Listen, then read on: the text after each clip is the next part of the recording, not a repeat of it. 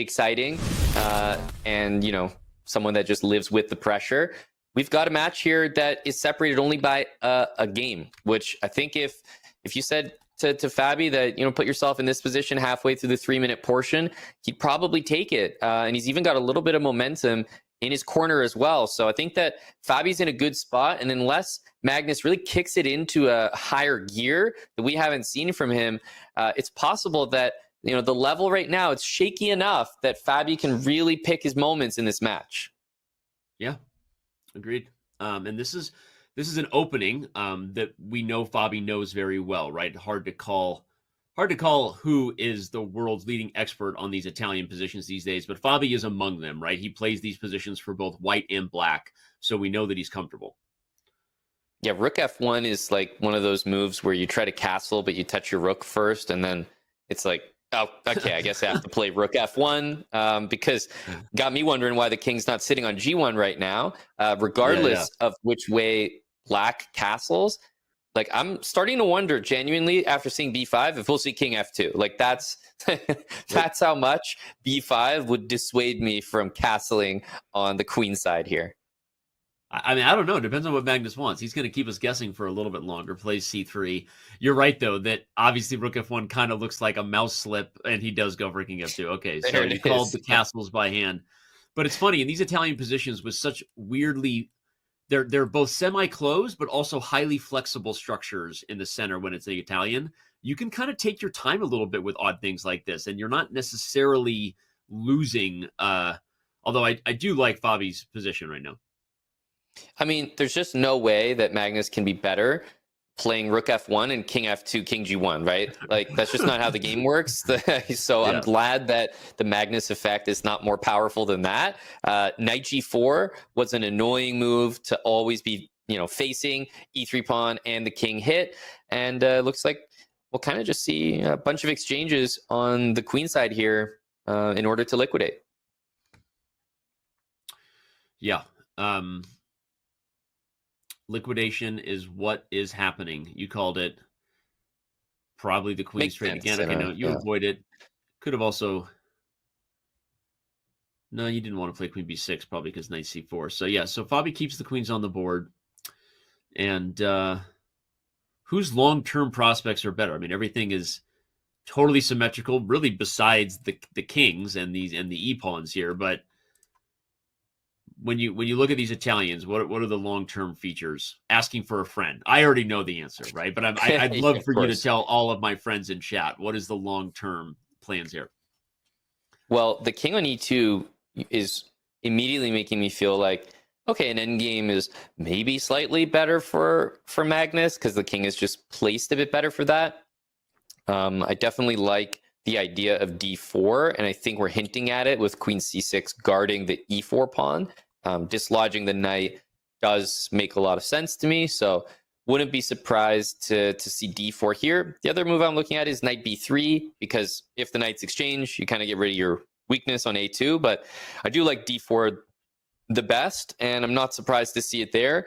Again, if the queens exchange, white's king is ready for this endgame. Yeah, and the queens might exchange, because queen B7 is an idea for Fabi to avoid having to retreat the knight. But if you do it, as you said, all things being equal, white's king is a little bit more in prime position here to make some damage on the queen side. So so Fabi's got to pause and think about that. He's down more than a minute on the clock, which is probably the biggest advantage that either player has off the board. And knight B8, obviously a bit of a strange one, but look, it's offering a pawn here to, from all I can see. However, the pawns are terrible, right? There's got these double isolated pawns. It's like, Danny, would you rather have an extra pawn, but you're saddled with these weaknesses, or would you rather just not have the extra pawn and have a more symmetrical position? It's odd. I would normally just say, I'd rather go with the pawn, but because it's a potential knight ending, you never know, right? Because in the knight and queen endings, even if the pawns are doubled, they can kind of slowly advance, and maybe you eventually get to exchange it. So I actually think Magnus's winning chances are real here. They are increasing, and obviously now that the A pawn is gone, they are very real. I mean, this is a move that is going to cause Magnus to play A4, because I don't think king f1, queen e3 is interesting. So it's just going to cause him to play this move. But I do think that it was a mistake, like underestimating queen g3, and then you take g2 with check. So it's going to potentially turn into a bit of a race. Like queen takes g2, maybe queen takes h3. Try to get your queen back to help the a pawn, and then use the h pawn to run. But the reality is, White's going to be ahead. White is going to start running that pawn first. So I'm nervous if I'm Fabi, but I do think Magnus missed this.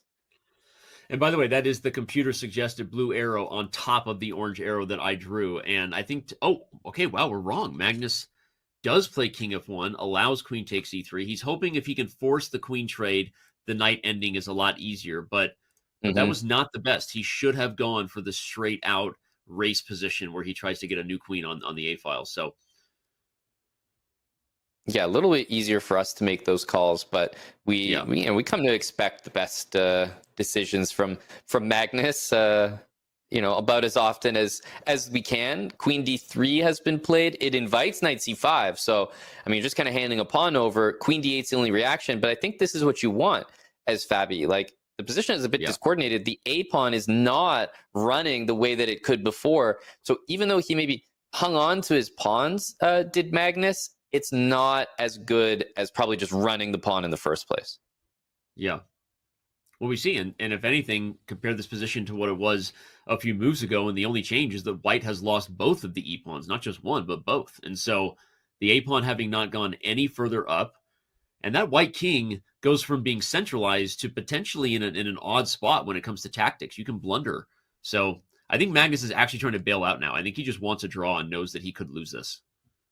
Yeah, I do think that he can still win it because the a-pawn really does well against a knight. Knight is such a bad piece at covering the wing pawns. So I think that queen trade was very dangerous for Fabi to accept. So he's done the right thing. He's kept the pieces on. Now I'm starting to agree with you more, where it's like, you're both taking on as much risk as you're giving there. Yeah, and Magnus realizes that's the case, so he decides to get out of Dodge before things get any messier, any weirder. He maintains a 1